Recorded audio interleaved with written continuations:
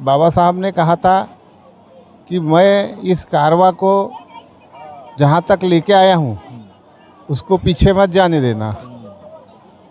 धम्म का चक्र चलता रहेगा, परिवर्तन होते रहेगा और इस परिवर्तन में जो सम्मिलित लोग हैं उनके हमेशा अच्छे दिन आते रहेंगे। उस लाल बत्ती की गाड़ी को महीने में एक बार जिस झुग्गी झोपड़ियों से जिस जिस जिस स्तर से तू आया है उस स्तर में ज़रूर जाना। महीने में एक बार लाल बत्ती की गाड़ी जब मिलेगी तो उसको लेकर के जाना। इतना बोले और बाबा साहब पेपर पढ़ने लगे। भाई बाबा साहब ने बोला कि 100 गधों की भीड़ नहीं चाहिए, रेस में दौड़ने वाले घोड़े चाहिए। तो 10 रेस में दौड़ने वाले घोड़े जो है वो जब गांव की तो तैयार हुए, गांव की ओर जाने को, तो उससे कारवां बढ़ते गया और उसका नतीजा ये निकला कि 4 बार उत्तर प्रदेश में सरकार भी बनी। जैसे कांसीराम जी बोलते थे कि बहुजन समाज को जगाने का काम 365 दिन चलते रहना चाहिए, पर 365 दिन नहीं चलता। 14 अप्रैल, 6 दिसंबर, 14 अक्टूबर, इसमें लोग भीड़ से दिखते हैं कि पढ़ाई से अपन डीएम सीएम ले सकते हैं, वोट से अपन पीएम बना सकते हैं और आरक्षण से डीएम पीएम ले सकते हैं। साथियों जय भीम, मैं हूँ पराग महेंद्र। आप देख रहे हैं नेशनल चौपाल। लगातार तमाम लोगों से चर्चा कर रहे हैं, बातचीत कर रहे हैं और सोचने समझने की कोशिश कर रहे हैं और आपसे रूबरू करने की कोशिश कर रहे हैं कि बाबा साहब ने नागपुर के धम्म दीक्षा में जिस तरीके से 67 साल पहले इसी नागपुर में 14 अक्टूबर 1956 की जो दीक्षा दी, आज वो कारवां कहाँ तक के पहुँच चुका है। बाबा साहब ने बहुत उम्मीदों से बहुजन समाज को ये धम्म दिया है, कितना परिवर्तन हो पाया है, समीक्षा करने की आवश्यकता है और इतना ही नहीं तो संकल्प करने की भी यहाँ पर बड़ी ज़रूरत है। हमारे साथ में के.एम. बागड़े सर मौजूद है और लगातार इनसे हम जानने समझने की कोशिश करेंगे कि आखिर इस 67वें धम्मचक्र परिवर्तन दिन के उपलक्ष्य पर वो क्या कहना चाहेंगे। सर बहुत बहुत स्वागत है हमारे चैनल पर नेशनल चौपाल पर। जय भीम। सबसे पहले तो नेशनल चौपाल का शुक्रिया अदा करता हूँ जी और सप्रेम जय भीम करता हूँ।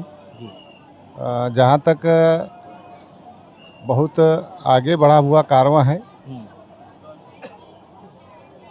14 अक्टूबर 1956 के पीछे बाबा साहब की सोच, जी जो 5 लाख लोग जो धम्म दीक्षा में शामिल हुए थे उनसे जो संकल्प लिए थे उन्होंने और उन्होंने जो कारवां को आगे बढ़ाया, उसी का नतीजा है आज 14 अक्टूबर के धम्मचक्र परिवर्तन दिवस को ऊंचाई तक लेकर जो लोग गए हैं जी उनको भी हम धन्यवाद करते हैं और ऐसा ही ये कार्यक्रम चलता रहे। धम्म का चक्र प्रवर्तन हमेशा ऐसा चलता रहे जिससे कि बुद्ध का धम्म आगे बढ़ता रहे। जैसे बाबा साहब ने कहा था कि मैं इस कारवां को जहाँ तक लेके आया हूँ उसको पीछे मत जाने देना। धम्म का चक्र चलता रहेगा, परिवर्तन होते रहेगा और इस परिवर्तन में जो सम्मिलित लोग हैं उनके हमेशा अच्छे दिन आते रहेंगे। जी सर मैं तमाम जो आपने बात कही कि बाबा साहब का जो कारवां है वो जहाँ तक के पहुँचा है या फिर उसको पीछे नहीं लेने की जो बात कही गई है, बाबा साहब के जाने के बाद में तमाम जो अपनी जिम्मेदारी जिन लोगों के ऊपर में या फिर जिन लोगों को सोचकर बाबा साहब ने दी थी, क्या लगता है वो कारवां कहाँ तक के पहुँच पाया है और क्या उन लोगों ने अपनी जिम्मेदारी को पूरी तरीके से अमल में लाने की कोशिश की है, कहाँ तक आप देख पा रहे हैं? 100% तो लोग नहीं समझ पाए बाबा साहब को। जी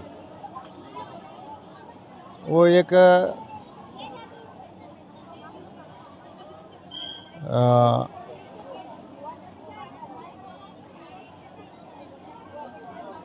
चमन में दीदावर होता है पैदा, जी ऐसा उस कारवां को समझने में कार्यक्रम तो आगे बढ़ता रहा लेकिन सोच को समझ नहीं पाए। जैसे बाबा साहब जैसे ही अपना जब 1952 में जब बाबा साहब कानून मंत्री बने तो आरक्षण के तहत एक लड़का कलेक्टर बना। जी। अब कलेक्टर तो बना, उन्होंने बाबा साहब को फ़ोन किया। बाबा साहब ने उनको फ़ोन किया, सॉरी। तो कलेक्टर की परीक्षा पास करने के बाद इतना उत्साहित था वो, और उसको बाबा साहब ने फ़ोन किया तो अति उत्साहित था। और उस अति उत्साह में उसकी सोच क्या बनी कि बाबा साहब मैं कलेक्टर बन गया तो मेरे को पैसे वैसे कुछ मांगने के लिए फ़ोन किए होंगे। ये सोच नकारात्मक बनी और उसी सोच के तहत वो बाबा साहब के पास जब परीक्षा पास किया तब वो उसी सोच के तहत गया वहाँ कि बाबा साहब मेरे से कुछ पैसों की अपेक्षा करेंगे कह के। लेकिन जब वो बाबा साहब के पास गया, बाबा साहब पेपर पढ़ रहे थे, उन्होंने अभिवादन किया। आपने मुझे बुलाया, बोले कहिए बाबा साहब क्या हुक्म है। बाबा साहब ने बोला कि जैसे तू बनेगा कलेक्टर तो बन, परीक्षा तो पास कर लिया, और जब लाल बत्ती की गाड़ी मिलेगी उस लाल बत्ती की गाड़ी को महीने में एक बार जिस झुग्गी झोपड़ियों से जिस स्तर से तू आया है उस स्तर में ज़रूर जाना। महीने में एक बार लाल बत्ती की गाड़ी जब मिलेगी तो उसको लेकर के जाना। इतना बोले और बाबा साहब पेपर पढ़ने लगे। पेपर को जब उठाया उन्होंने तो वो लड़का इतना बोलने के बाद वहीं खड़ा था। बोले तो उसको बड़ा आश्चर्य हुआ कि मेरी जो सोच थी वो गलत थी, लेकिन उस सोच को उसका परिणाम जो है ये हुआ कि जो कलेक्टर बना तो देहात से बना लेकिन शहर में आके बस गया, लेकिन उसने पीछे पलट के नहीं देखा। तो ये होता है सोच का कि किसने किस तरह से सोचा, किसने किस तरह से बाबा साहब को समझा, और जिसने जिस तरह से समझा उसने उस तरह से उठाने की कोशिश किया, लेकिन वो कहीं ना कहीं असफल होते गए। उसके बाद कांसीराम जी ने उनकी सोच को समझा। सर मैं यहाँ पर आपको थोड़ा सवाल करना चाहूँगा इसी बात को आगे बढ़ाते हुए। तो जिस तरीके से बाबा साहब की एक उम्मीद थी कि तमाम उन लोगों को लेकर जो इस देश के अंदर में खासतौर पर बहुजन समाज के जो लोग हैं, जो पढ़ लिख गए हैं, जो तमाम भारतीय संविधान और तमाम चीज़ों को लेकर जो अधिकार बाबा साहब ने उनको देने की कोशिश की है, वो अधिकार के बदले जो शिक्षित हो पाए, पढ़ लिख पाए, अपने ज़िंदगी के अंदर में परिवर्तन रख पाए, उनसे ये उम्मीद थी कि वो अपने समाज के अंदर में जाए और अपने समाज को प्रबोधन करने का, उनको दिशा जो भूल है उसको दिशा देने का काम करे। लेकिन क्या लगता है ये काम कहाँ तक के पहुँच पाया है आज वर्तमान स्थिति के अंदर में, जहाँ पर सांप्रदायिक माहौल देखने को मिलता है देश के अंदर में। राम राज हिंदू राष्ट्र की बात होती है, भारतीय संविधान को जलाने की तक की बात होती है, जलाया भी जाता है, भारतीय संविधान को बदलने की बात होती है। ऐसे में बाबा साहब के दिए हुए संविधान, बाबा साहब के दिए हुए बुद्ध के धम्म की आवश्यकता कितनी ज़्यादा ज़रूरी है और क्या अहमियत है अब फिलहाल में इस देश के अंदर बुद्धिज़्म की? देखो, जो लोग उस सोच के तहत जो लोग बने वो इमोशनलिस्ट लोग बने, मिशनरी नहीं बने। मिशनरी जब कांसीराम जी ने बामसेप तैयार किया और उन्होंने बताया कि पढ़ाई से अपन डीएम सीएम ले सकते हैं, वोट से अपन पीएम बना सकते हैं, और आरक्षण से डीएम पीएम ले सकते हैं। तो आरक्षण का महत्व जब बताया उन्होंने, तब हमारे कलेक्टर आईएएस आईपीएस लोगों में ये भावना पैदा हुई। पर वो लोग तब तक के अपने मकान शहरों में बना चुके थे, पर उसमें से कुछ लोगों ने जाना शुरू किया देहात में। और जब उसके मिशन को समझा, कांसीराम जी ने मिशन को समझा और उसको बामसेप तैयार किया, तब लोगों में ये दिशा भूल हुई। कलेक्टर एसपी डीएसपी जो बने, उसमें वो दिशा भूल लोग थे। उन्होंने फिर गांव देहात में जाके काम करना शुरू किया, और उस प्रकार से जब ये हुआ तो वो कारवां आगे बढ़ा, नहीं तो पीछे ही जा रहा था। क्योंकि इमोशनलिस्ट जो लोग थे, कलेक्टर एसपी बने, पर वो इमोशनलिस्ट होकर के इमोशनल ब्लैकमेल करते थे, ऐसा समझ जाओ समाज को। लेकिन जब वो कांसीराम ने बामसेप बनाया तो कांसीराम की बामसेप स्ट्रगलिस्ट थी, और वो स्ट्रगलिस्ट होने के कारण पूरे के पूरे तो स्ट्रगलिस्ट नहीं थे भाई। बाबा साहब ने बोला कि 100 गधों की भीड़ नहीं चाहिए, रेस में दौड़ने वाले घोड़े चाहिए। तो 10 रेस में दौड़ने वाले घोड़े जो है, वो जब गांव की तो तैयार हुए, गांव की ओर जाने को, तो उससे कारवां बढ़ते गया। और उसका नतीजा ये निकला कि 4 बार उत्तर प्रदेश में सरकार भी बनी।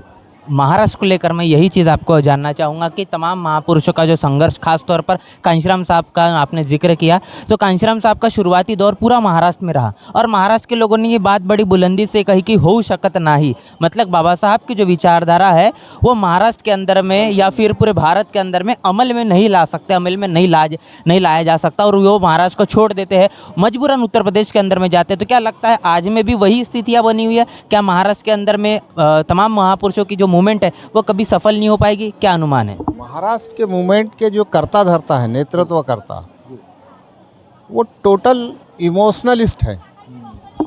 और इमोशनलिस्ट जो है वो स्ट्रगलिस्ट नहीं बन सकता। स्ट्रगलिस्ट बनने के लिए उसको गांव-गांव, शहर-शहर, झुग्गी झोपड़ी में जाना पड़ेगा, और वो काम महाराष्ट्र के लोग नहीं करते। तो स्ट्रगलिस्ट जो है, महाराष्ट्र में स्ट्रगलिस्ट तो लोग तैयार नहीं हुए, रेडीमेड लोग तैयार हुए। और रेडीमेड लोग क्या है, रेडीमेड कपड़ा होता है ना, कि कहीं से भी फटने लगता है, थोड़ी सी तुरपाई खुल गई, थोड़ी सी कोई खुल गई, वो रेडीमेड लोग ऐसे होते हैं। तो यहाँ जो लोग हुए, तैयार हुए, वो रेडीमेड लोग तैयार हुए। बाबा साहब की सोच को तो नहीं समझे, पर उसमें रेडीमेड लोग तैयार हुए। तो इसमें एक चीज़ ये देखने में आई, बड़े जल्दी लोग बिक जाते हैं। यहाँ के लोग बड़े जल्दी दूसरे के भावावेश में आकर के, जबकि उनको इतनी अच्छी विचारधारा मिली हुई है, बाबा साहब की इतनी अच्छी विचारधारा मिली हुई है, अगर इसको सही ढंग से अगर चलाया जाए तो सारी दुनिया को अपने चरणों के नीचे ला सकती है। लेकिन बताया ना कि रेडीमेड लोग होने से, इस इमोशनलिस्ट लोग होने से स्ट्रगलिस्ट नहीं बन सके, और इमोशनलिस्ट हुए तो इतना बड़ा तंबू खड़ा कर दिए, आने जितने भी लोग आते हैं पूजा करते हैं, जाते हैं। और स्ट्रगलिस्ट लोग हैं वो देर तक के निरंतर, जैसे कांसीराम जी बोलते थे कि बहुजन समाज को जगाने का काम 365 दिन चलते रहना चाहिए, पर 365 दिन नहीं चलता। 14 अप्रैल, 6 दिसंबर, 14 अक्टूबर, इसमें लोग भीड़ से दिखते हैं। लेकिन उसके बाद घर जाके हमें क्या करना चाहिए, अपना या बाबा साहब का जीवन संघर्ष भूल जाते हैं।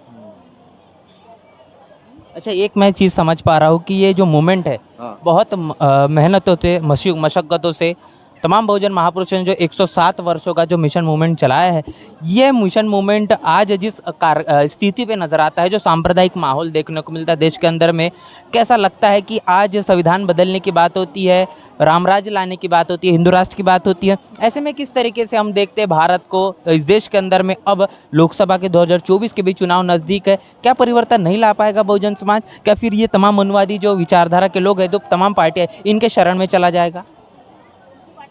अभी सांप्रदायिक का माहौल बनाया जाता है, बनता नहीं।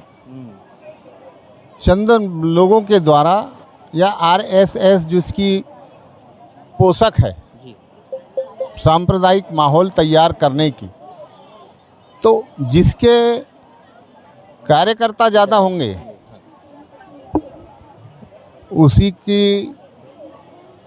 उसी का वो चलेगा विचार। और हम स्ट्रगलिस्ट नहीं होने से हमारे इमोशनलिस्ट भी उनके साथ चले जाते हैं,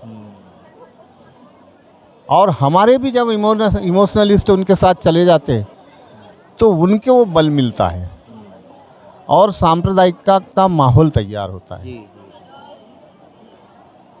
अगर हमारे अम्बेडकरवादी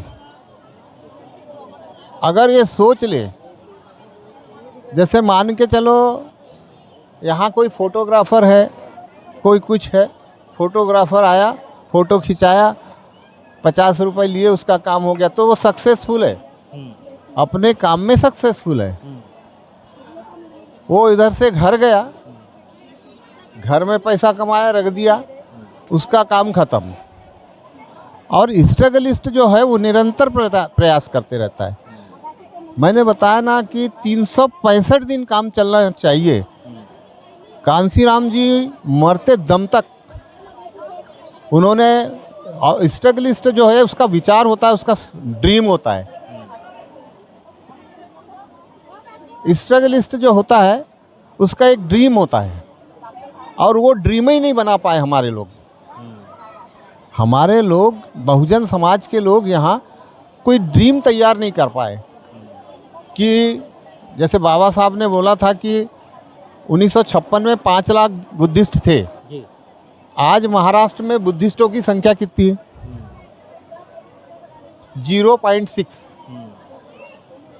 अब 0.6, 5 लाख बुद्धिस्ट थे उस समय, तो आज गुणात्मक तौर से उसकी वृद्धि होना चाहिए था, लेकिन हिंदुइज्म में टर्न हो रहे हैं, कई लोग क्रिश्चियनिटी में हो रहे हैं।